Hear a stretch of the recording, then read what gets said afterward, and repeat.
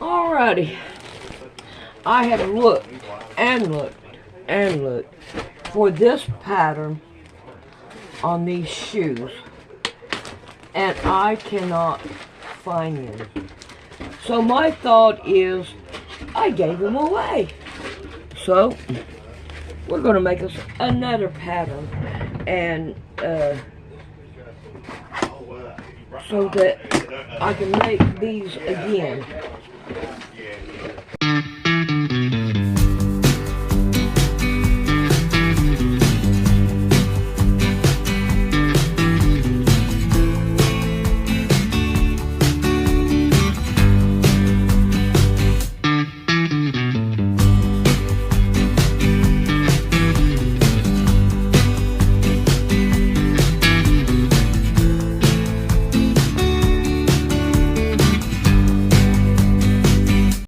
So, let's see what we can do about making a pattern.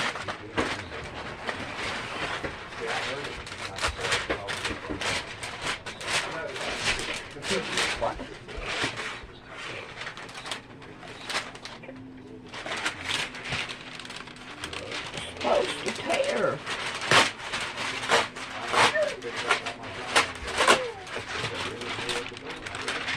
There we go. So, turn it over, and this is the heel part. So we'll put it there. Here is the toe part. Here's the ankle part, and the foot part. And I think I can put all this on one. Oh.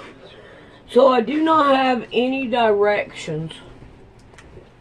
So I'm going to want to make sure that I have enough to cut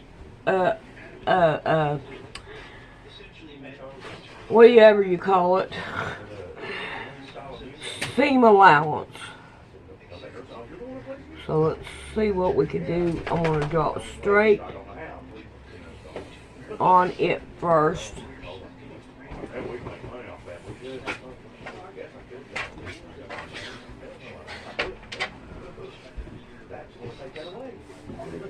So we're going to go on the outside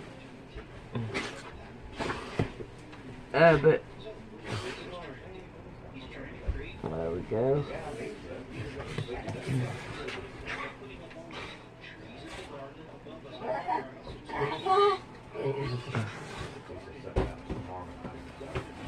Wish that this was a little bit more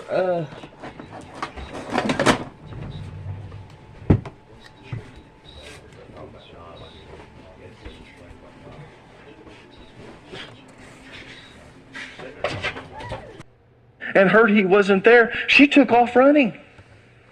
When she got to Peter and John, she probably is out of breath, and she says, "They've taken his body away, and we don't know where it is." They immediately take off running. So she goes, okay, now she's going to follow them. So she starts trying to keep up with them, but she can't. So by the time she reaches the tomb, Peter and John are already gone. They've left, which meant that she was at the tomb by herself. Look at verses 11 through 18 in John chapter 20. Mary was standing outside the tomb crying, and as she wept, she stooped and looked in. She saw two white-robed angels, one sitting at the head and the other at the foot of the place where the body of Jesus had been. "Dear woman, why are you crying?" the angels asked her. "Because they have taken away my Lord," she replied, "and I don't know where they have put him." Now, can you see that she still doesn't quite recognize these are angels? Man, start asking more questions. Listen to them. But she still doesn't have it together. So she goes on. She turned to leave and saw someone standing there. It was Jesus, but she didn't recognize him either. "Dear woman, why are you crying?" Jesus asked her. "Who are you looking for?" She thought he was the gardener. "Sir," she said, "if you have taken him away, tell me where you have put him, and I will go and get him." "Mary," Jesus said. She turned to him and cried out, "Rabboni," which is Hebrew for teacher. Actually, it's not, but we'll talk about that in a minute. Don't cling to me, Jesus said, for I haven't yet ascended to the Father. But go find my brothers and tell them, I am ascending to my Father and your Father, to my God and your God. Mary Magdalene found the disciples and told them, I have seen the Lord. Then she gave them his message. Now, I want you to notice that when Mary Magdalene returned to the tomb, she still believed that the chief priests and the Pharisees had stolen Jesus' body and had moved it somewhere. And to top it off, when she looked into the tomb, she still didn't recognize that these two men were angels. In fact, when they asked her why she was crying, this is what she said: because they have taken away my Lord, and I don't know where they've put him. And then she turned around and she saw Jesus standing there, but she didn't recognize him as Jesus. And probably the reason she didn't recognize him as Jesus is because she's sobbing. This has been such an emotional morning. They've taken my Lord. I don't know where they are. I've run back to tell Peter and John. I've tried to get back here as fast as I can. And she's probably sobbing and doing what most people do when they sob. Her eyes are kind of blurry because she's been wiping them. She's got snot running down her face. And no one wants to be seen like that. So what do you do when you're like that? You look at the ground and you kind of put your hands over your face and you say, I'm sorry, I just haven't done something. And that's what she's doing. She's looking at the ground. She can see the feet of someone there and she just suspects it's the gardener. And so he wants to know why she's crying, and she tells him, if you've taken his body somewhere, please let me know, and I'll get him. And that's when Jesus said, dear woman, why are you crying? Who are you looking for? And, of course, he goes a little bit further after she says that, and that's when he said, Mary. And she recognized the voice. So she turned and she said, Rabboni. Now, I told you it's not Hebrew. It's actually Aramaic as Rabboni. And it's transliterated into Greek, and we transliterate it, and it's pronounced Rabboni. But the Hebrew word, and they took it from this and used it, is rabbi. And yes, it does mean teacher, but if you trace it back, it literally means great. It was an exalted title for someone who was supposedly a very well-respected teacher. And so what she says is rabbi. But she says it in Aramaic. She says Rabboni. And that's when she knows. And of course her first reaction was to reach out and hug him.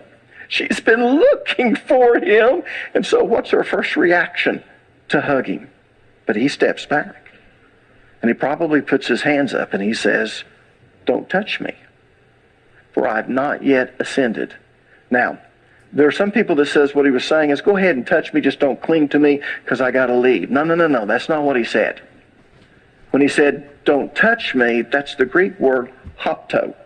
And it literally means, don't touch me. But then he explains why.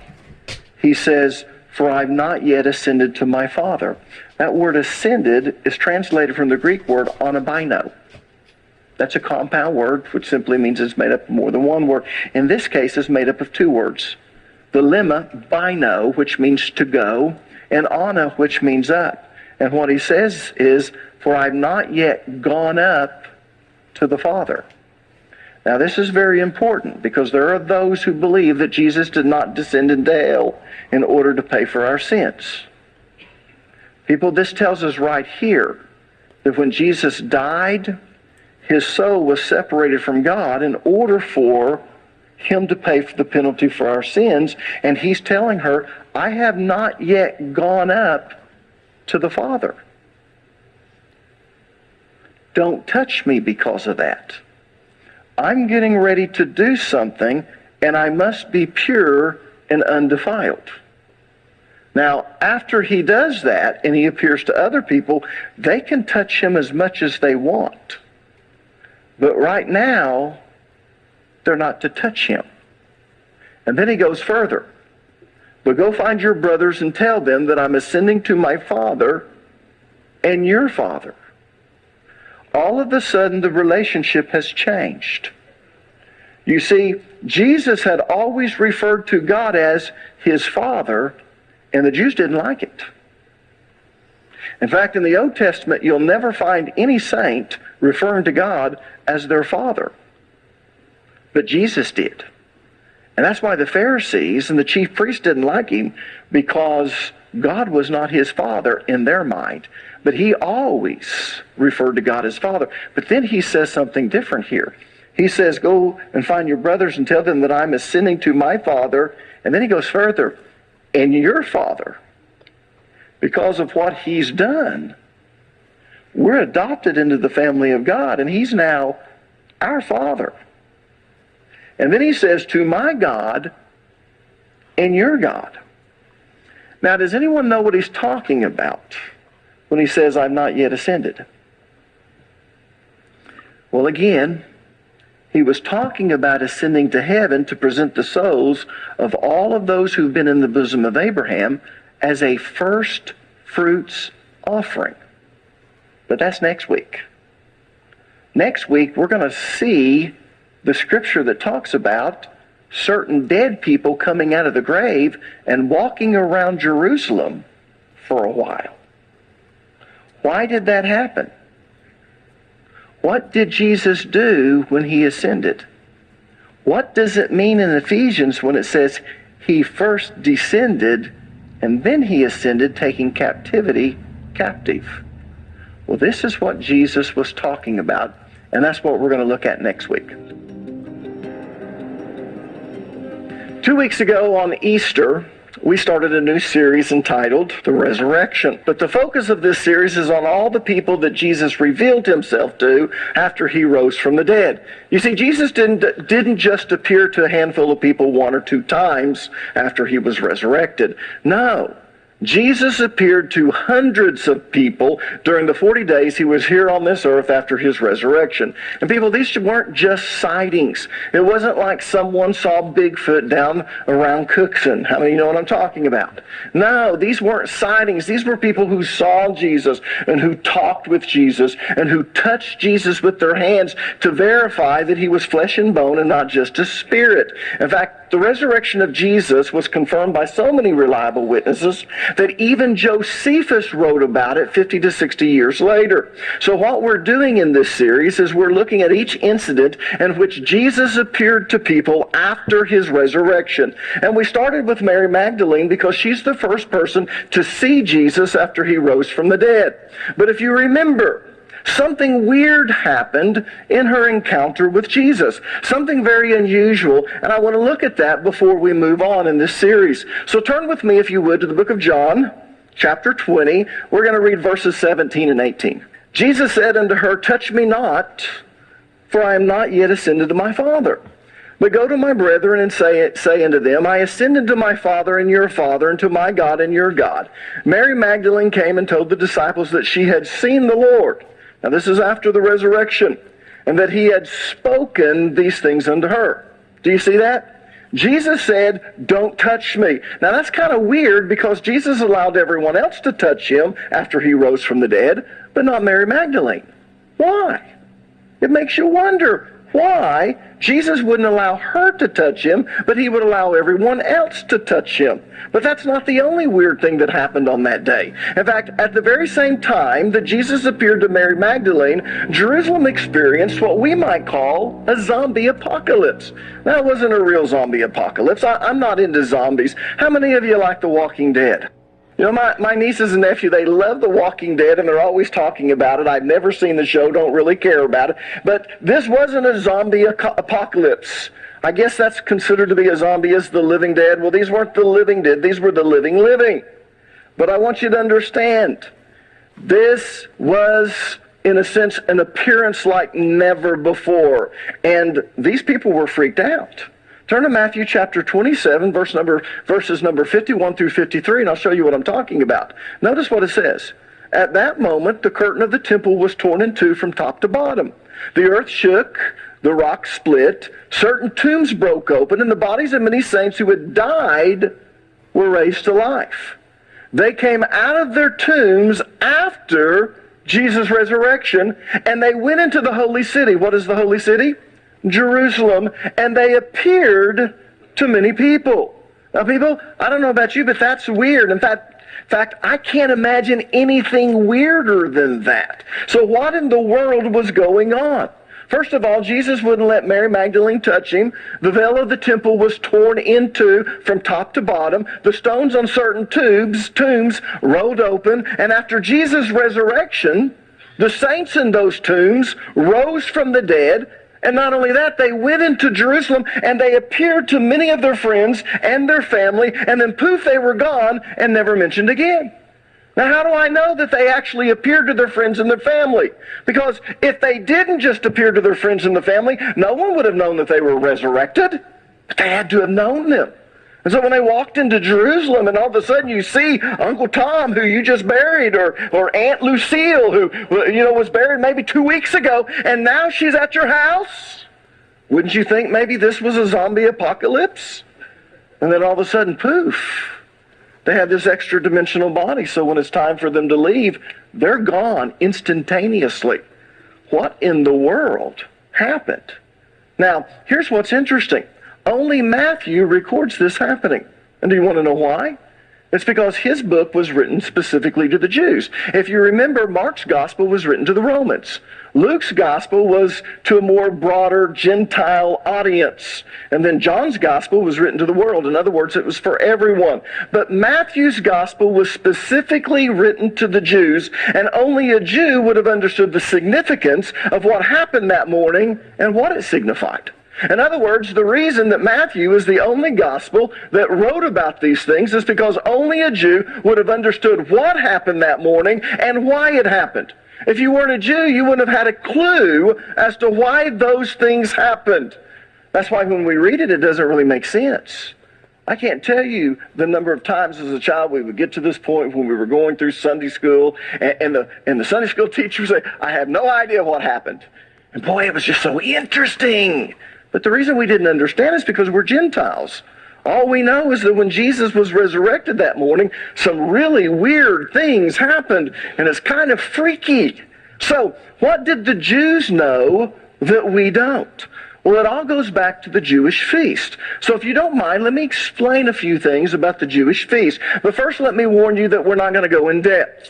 We don't have time to go in depth. So I'm just going to be explaining the bare basics so you'll understand what happened that morning, why Mary Magdalene was not allowed to touch him, why these stones rolled open on the tombs, why these people came out right after Jesus Christ was resurrected, why they went into Jerusalem and then poof, they were gone. I'm going to show you why that happened. So, let's learn a little bit about the Feast of the Lord, and let's take a little informal poll if you don't mind.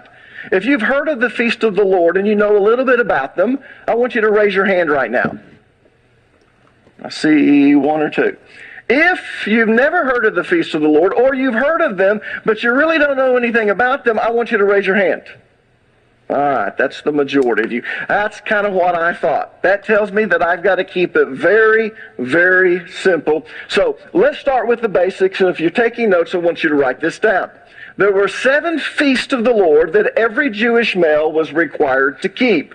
The Feast of Passover, the Feast of Unleavened Bread, the Feast of First Fruits, the Feast of Pentecost, the Feast of Trumpets, the Feast of Atonement, and the Feast of Tabernacles. The first 3 feasts were celebrated in the spring, so naturally, guess what they called them?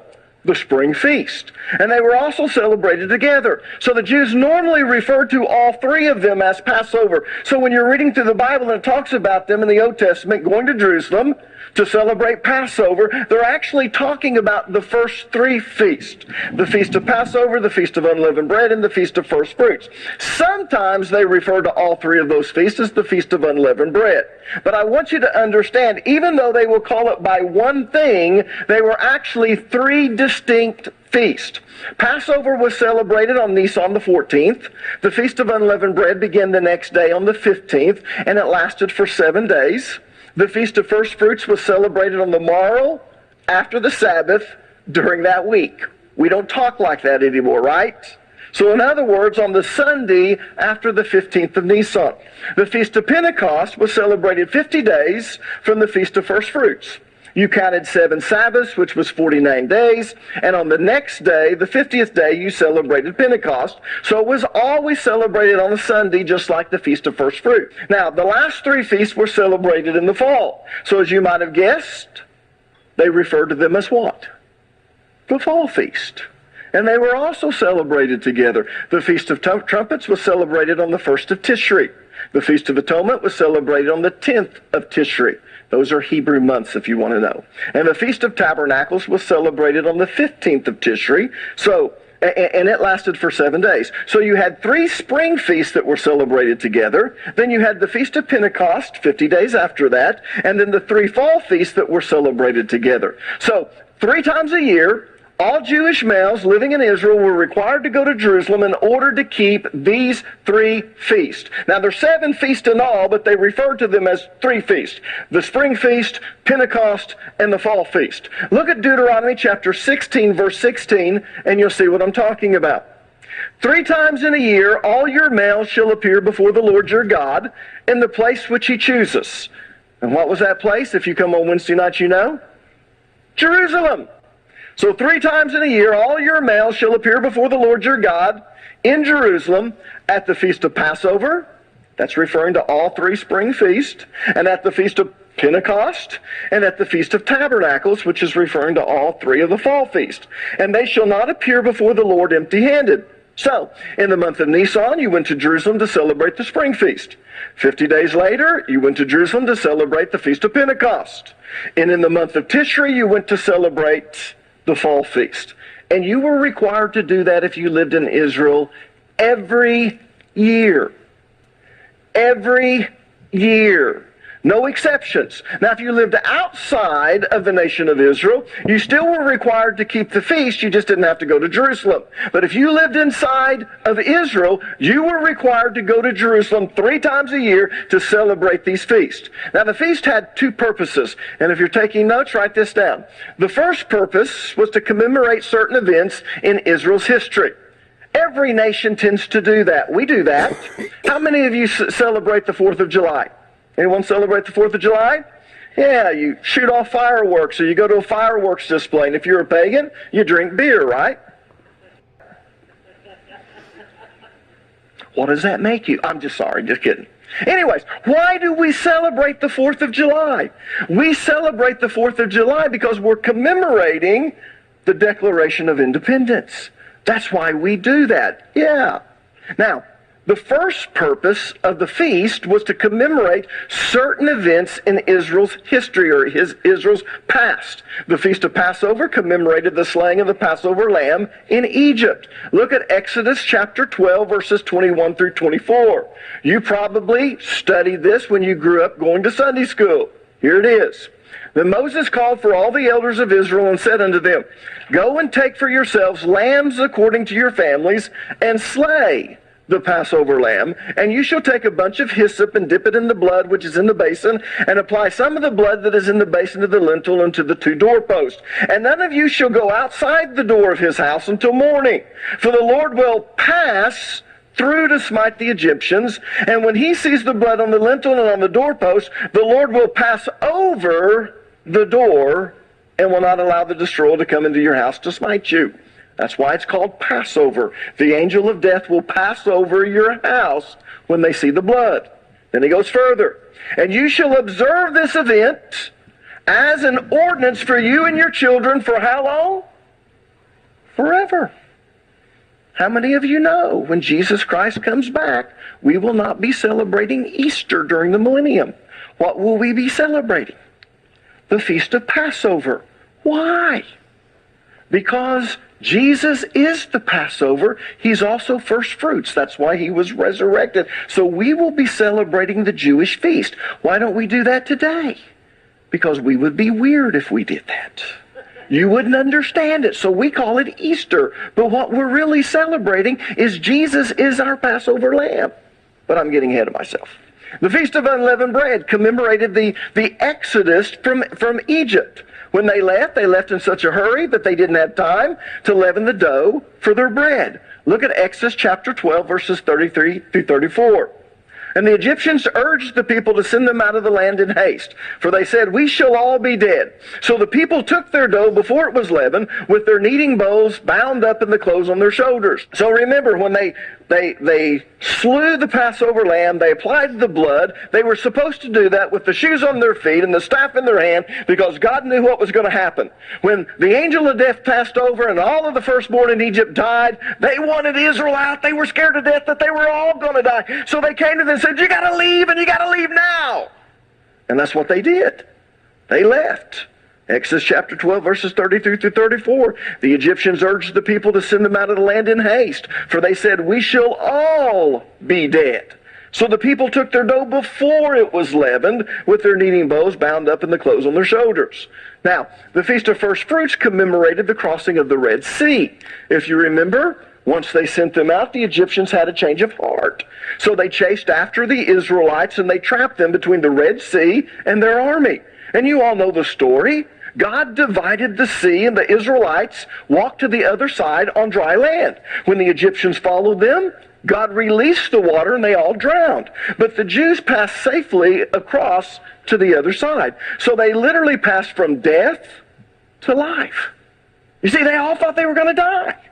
Behind them was the Egyptians' army. In front of them was the Red Sea. There's no place to go. We're all going to die. But God performed this miracle. He divided the Red Sea. There was this wall of water on each side. This wind came in and it dried out the riverbed. And they walked on dry land. And there was this fire behind them that didn't allow the Egyptians to come after them until they were on the other side. And then it went up. So the Egyptians, they came into the Red Sea. And of course, God had the waters come back and they all drowned. Yeah. Now, the Israelites, when they were on the other side, they were considered to be the first fruits of God's chosen people.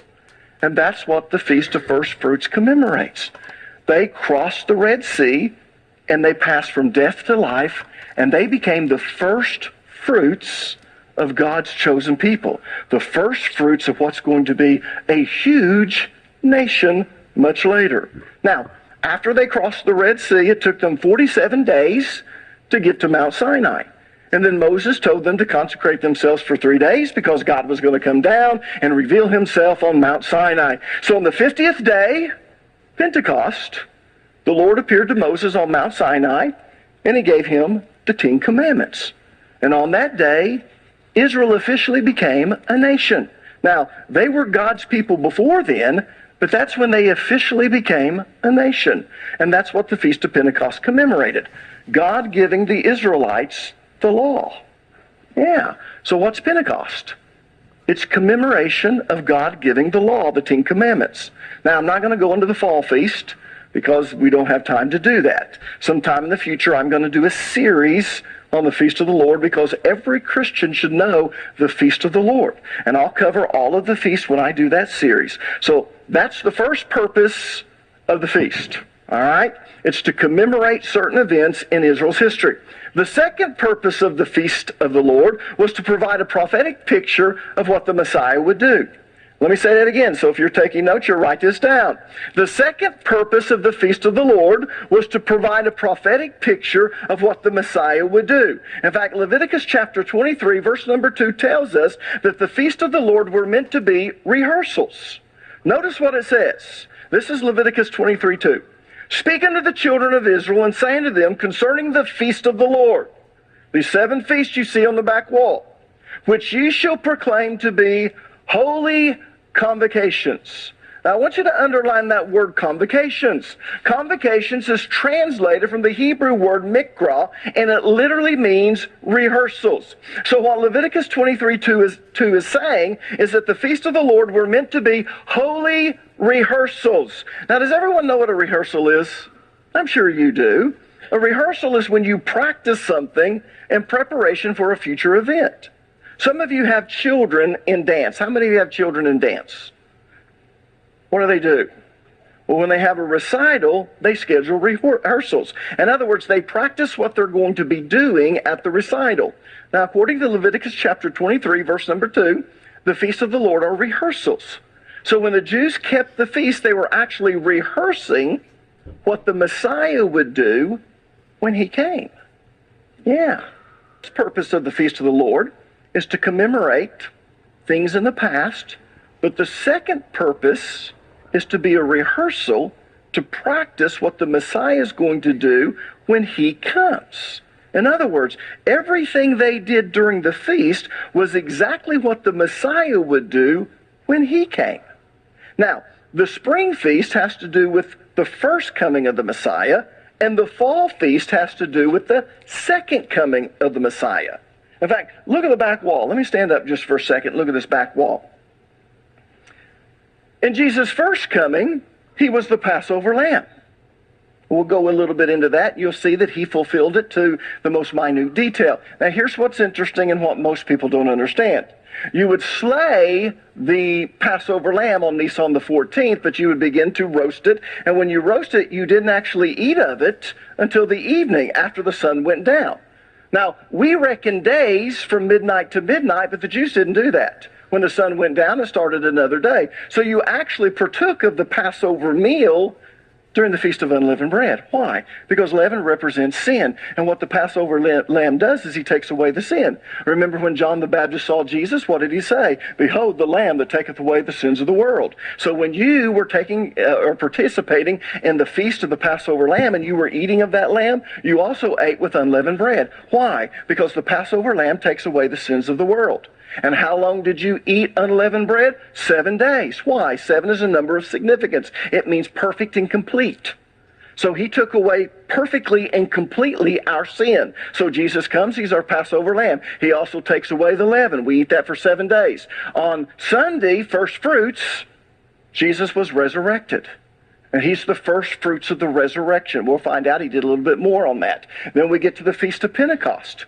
What happened on the Feast of Pentecost? That's when God gave the law. After Jesus was resurrected 50 days later, what was the fulfillment of Pentecost? God gave the Spirit. The commandments bring forth, and the law brings forth death. What does the Spirit bring forth? Life. So on Pentecost, we see the fulfillment. Anyone know what's going to happen on trumpets, the Feast of Trumpets? The rapture. Yeah. The rapture is going to take place. We'll talk a little bit more about that when we go to the feast. What's going to happen on the Great Day of Atonement? Jesus physically returns to the earth. What's the Feast of Tabernacles? The Feast of Tabernacles is when Jesus Christ is going to set up his kingdom here on the earth and reign for 1,000 years. We're going to tabernacle with the Lord.